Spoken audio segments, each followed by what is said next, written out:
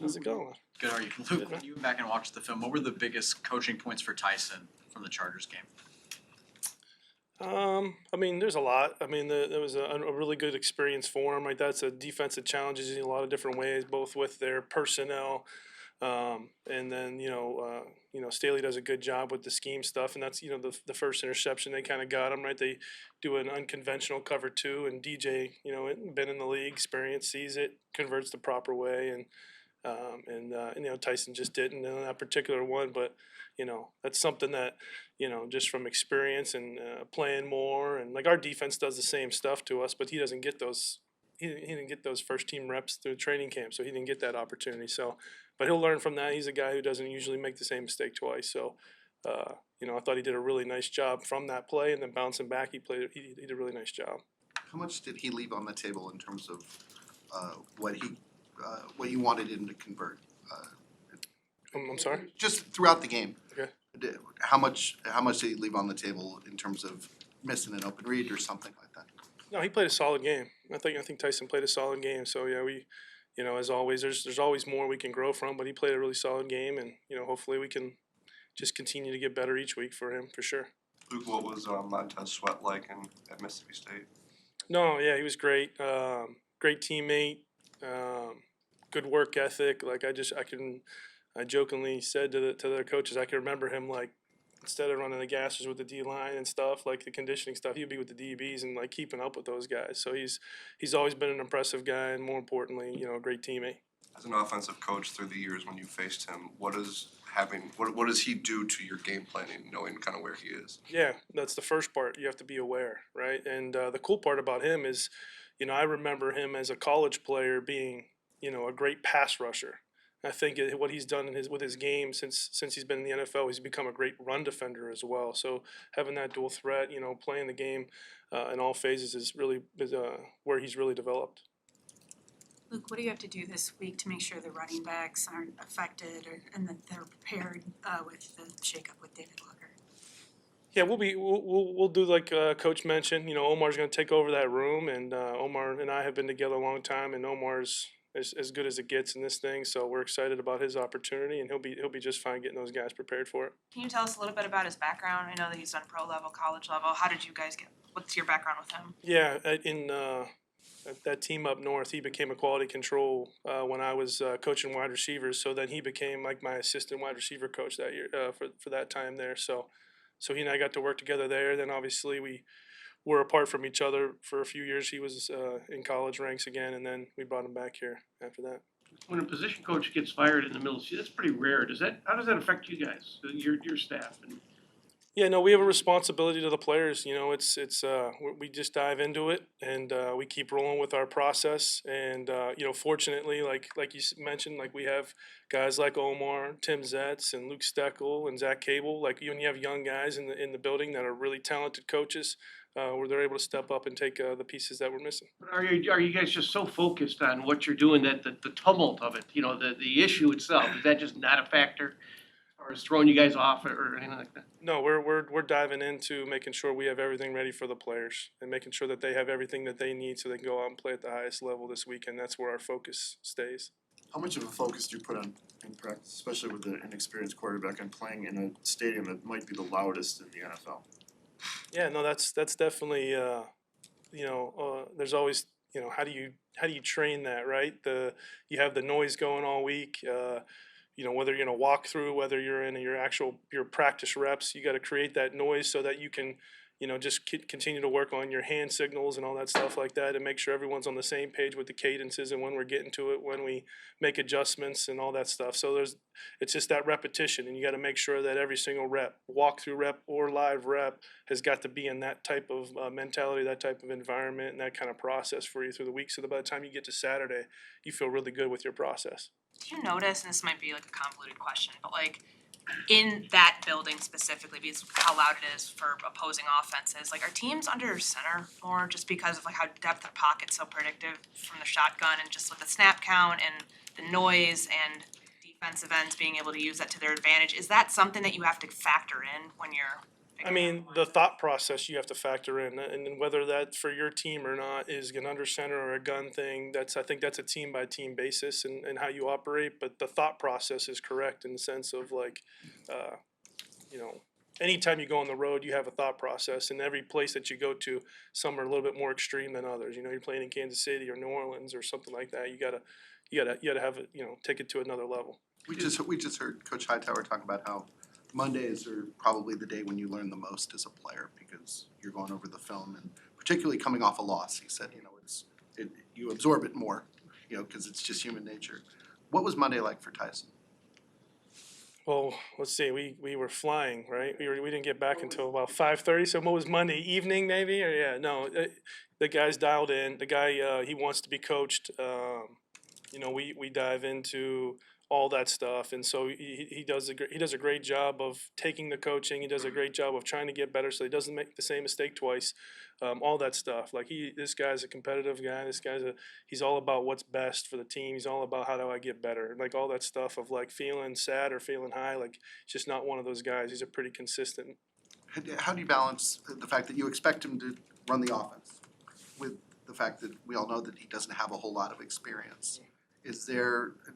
Do you just keep that standard and have him hope he rises up to it, or do you give him a little bit of wiggle room, knowing that this is a tough ask for him? No, everybody has to come meet the standard of what we want to go to, not just quarterback, but everybody. Like we've had different positions that guys have had to step in, and the expectations are always going to be there. And their preparation, starting back in April, gives you the opportunity to be successful when you get this opportunity. And he took advantage of that then, and he's been doing a great job with that. And then Coach Jon Hoke does a great job with him all week and making sure he's prepared for those opportunities and the entire game plan that we put in for him. Coach, you go back to Sunday night, that opening drive. You guys probably should have scored in the first play. The whistle doesn't look like it does, but then you don't even seize the opportunity to be able to score. How big of a change is that, and how difficult is it to go forward after?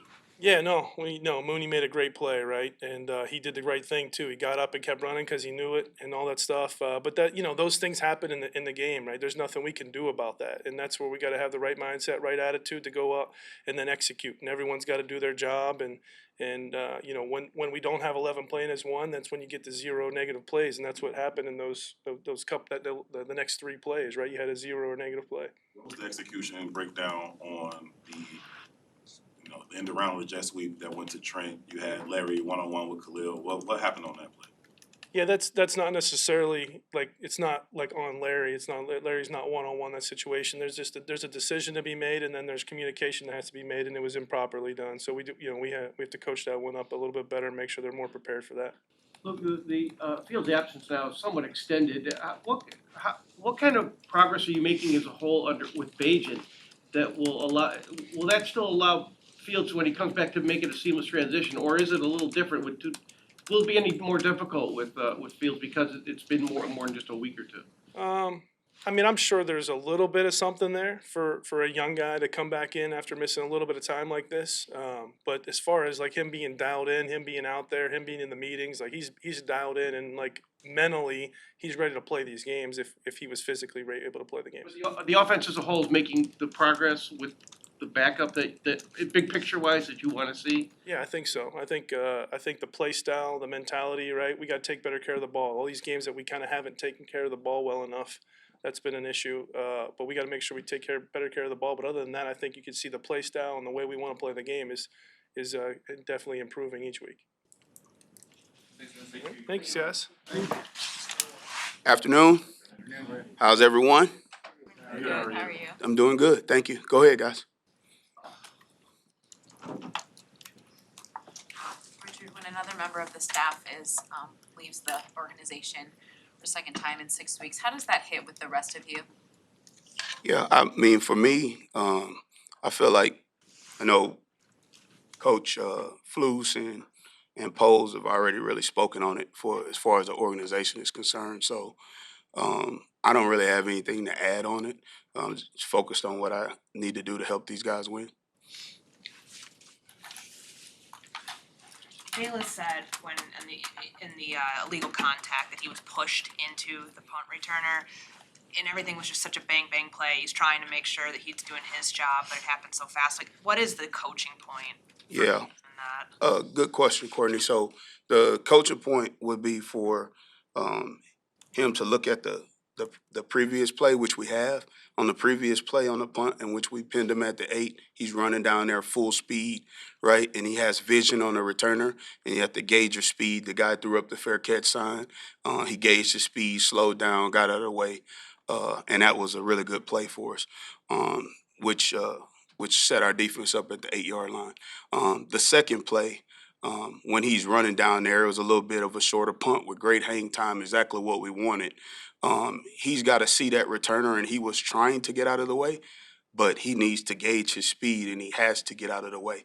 Because anytime you run into the returner, no matter how close it is, it's going to be a penalty, and we can't have that happen because it affects field position.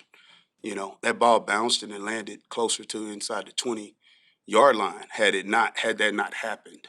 So again, it can't happen. Richard, what makes Shaheed so dangerous as a punt returner? Yeah, you guys know Shaheed took a punt return to the house versus Green Bay. I think the guy is extremely elusive. All right, he does a great job of getting to all the footballs as well. Rarely does a ball drop on the ground. They have an unbelievable unit which helps him as well. Taysom Hill, who's there, who's a All-Pro, who's been an All-Pro. JT Gray, who's been an All-Pro. This is going to be a big-time challenge for us. And I just think Rashid has speed, he has vision, but he has elusiveness, which is probably better than most we've seen in most around the league. That kid's he's a dangerous player, and he's obviously a good offensive player too. He can take the top off the defense, as I heard our defense talk about this week too. So. We're halfway through the season. Who's standing out in your special teams unit that maybe we're not thinking about or talking about? Yeah, I mean, I think halfway through, Homer has done a really nice job for us. Jack Sanborn has done a really nice job for us. Dylan Cole has done an outstanding job, and I don't want to single out everybody because you're gonna leave out some guys. I mean, Jalen Jones has done a really good job with what he's been asked to do. Rasheed Green, obviously Sheen Green has done a phenomenal job in making productive plays in his little amount of time that he's out there. So he's made impact game-changing plays for us. And Valus has done a good job in the return game, specifically the Minnesota game. So those are a couple, just to name a few. Bayless seemed kind of down after the game on Sunday. What do you have to do this week to make sure he's kind of mentally in a spot to bounce back? Yeah, I mean, I think not only Valus being down, I think a couple of our guys, because of course they're going to be disappointed. We all are, because we put our heart and soul and everything into this game. We're here countless amounts of hours working, and that's what it takes, in order to get a win. And when you don't get a win, I would expect Valus to be disappointed. He should be. In fact, if he wasn't disappointed, that would bother me as a coach. So just because he's disappointed after the game, that doesn't. It's not necessarily a bad thing. You can learn from losses, just like you can learn from wins. And I've learned that you can actually gain more from losses, right, than you can from wins if you approach those the right way. Is what a coach taught me. I got a lot of respect for a Super Bowl winning coach that I worked for. You learn more on Mondays than you learn almost any other day, because it's the day after the game. It's one of the most important days. And really, when you lose, you learn a lot more, because you're just, as a human being, you're locked in a little bit more than you would be human nature if you won. And it shouldn't be that way, but it is that way, right? It should be the same all the time, but it's not human nature. We're all humans. So I hope that answers your question. The special teams coordinator, what skills have you learned over the years to try and get guys to leave something that they did on offense or defense, to just forget about it during the course of the game and go do what you need them to do on special teams? Okay, that's another really well thought out question. I always talk about one snap and clear. All right, so whether it's a good play or a bad play, you always have to reset your mind. Because there's so many plays in a football game, you can't get too high, you can't get too low. It's the same as coaches. Like if you have a good call or a bad call, this league is too competitive. So if you make a play early and you start feeling good about yourself, you could not feel good by the end of the game if you don't do every single play over. It's one snap and clear. And that's why I tell them all the time, you only get one down to be special. On special teams, you don't get second down, you don't get third down, you only get one down, you know? So it's a great question. All right, thank you all. Appreciate it. Memory. All right, here we go. How would you describe the way Jalen's played this year? He's played well. He's played at a high level. He's played physical. He's always been good in coverage, but I think even technically, he's locked in and focused and even better. And so he's done a really good job for us. What do you see on tape from the New Orleans Saints, especially the quarterback? Well, it's a talented group. You know, they got wide receivers that are good with Thomas and Olave, and then 22. You know, lately has been running by people, so they have that. Obviously, the running back 41 is very talented, and he's involved in the passing game. And then with Derek's played a lot of football. He's taken a lot of snaps, and he's a good player. I mean, me personally, I've known Derek since he was in high school. He was my son's high school quarterback when they were in high school. So I just know the talent he is. I know the passion he has for the game, and I have a lot of respect for what he's done and what he's trying to do. What position did your son play? Interesting story. So he started he was a quarterback to begin with, right? I wouldn't say he was really a quarterback, but that's the position they put him at, all right? So he was the quarterback. And then he got hurt, right?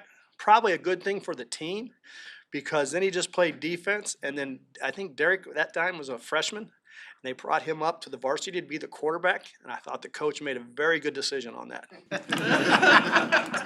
How does he feel about that? My son? Yeah. Terrific, because it was not what he was.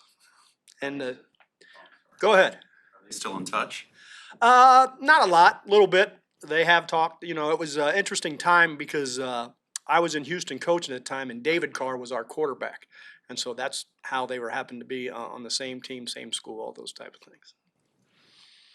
John, a lot of the young DBs early on training camp, early in the season, they would talk about how going up against DJ, like just some of the wide-eye moments that they had where he would give them a lot of teaching points. Like all these weeks into the season, can you see the benefit of having a receiver that they go up against in practice, guys like, you know, Jalen Jones, Tyreek Stevenson, some of the younger guys, can you see the impact that that's made on them developing as DBs? Yeah, everybody makes everybody better. And the better you are, and especially DJ, and it's really good for me to have DJ to be on this side with him because I was in Atlanta and DJ was on the other side in Carolina and when I was in Tampa, and he's a really good football player and he's a really good pro. And he shares his ideas or shares his thoughts or shared all the things that he's been through with those guys. And as this season has progressed, you can see that they've all gotten better. And I always think when you got good versus good, that everybody improves from that. And DJ's a special guy from that standpoint that he has those conversations with those guys. Not everybody has to, but he does. So you'll see him, well, he's still doing that where he'll pull some of the guys aside? Yeah, and they'll go ask him as much as anything else. You know, DJ's a pretty quiet guy for the most part, but if you go ask, he's very engaging and he does a great job with it. What impact can Montez Sweat have on your guys? Well, whenever you add a good football player to your team, no matter what position, I think you improve your team. And, he'll have an impact because he is a pass rusher and he's very good at it, obviously. And he'll have an impact because it'll speed the quarterback up as much as anything else. I can remember when I was here in 2009, we were just middle of the road defensively. And then in 2010, we went and got a couple pieces defensively, and it was an 11-5 team, and we got better. So he'll impact our team, as good players do. John, there was a PI on Tyreek on third down. Is there a coaching point for him on that play? For Tyreek, or for the guy calling PI. You wanna go there. I don't, I really don't. He just gotta be, be cleaner with his hands, get his eyes around, those type of things. He was really in good position. John, can you put Tyreek Stevenson's season so far into perspective? Because as a rookie, you know he's gonna have mistakes and have good plays. He seems to have a lot of both, and they're always very evident. Where is he, and how long is the leash for a guy like that, who will learn, I think will learn from those mistakes? Oh, he'll learn.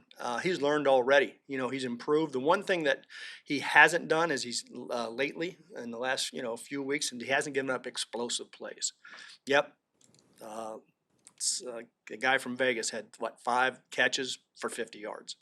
As long as you're not giving up explosives and you're in position and then you make the plays that you need to make.